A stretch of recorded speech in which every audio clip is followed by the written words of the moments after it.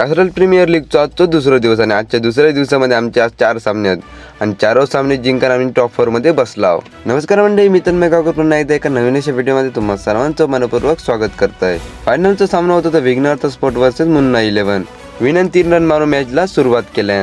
विनो out झालो त्याची जागा घेण्यासाठी गेलो तो गोट्यांसोबत मारल्या हातीत आणि कॅच आउट झालो.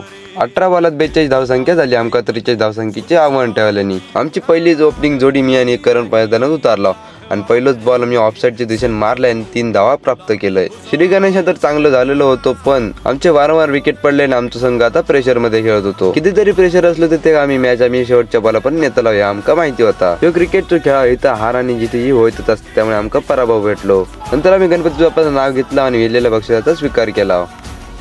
उत्कृष्ट गोलंदाज म्हणून आमच्या बंटी यादव सन्मानित केल्याने प्रथम बक्षिसाचा मानकरी ठरलो तो मुन्ना 11 संघ.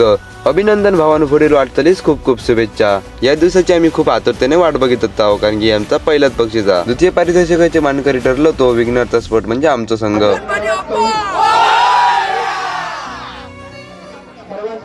माननीय श्री ॲडव्होकेट प्रसाद सावंत यांच्यासोबत 1-2 फोटो काढला आणि त्यांना पण आपल्या मिनी ब्लॉग मध्ये घेतला. आमची ही पहिली ट्रॉफी असल्यामुळे सगळ्या पोरग्यांचा आनंद काय गगनात मावना.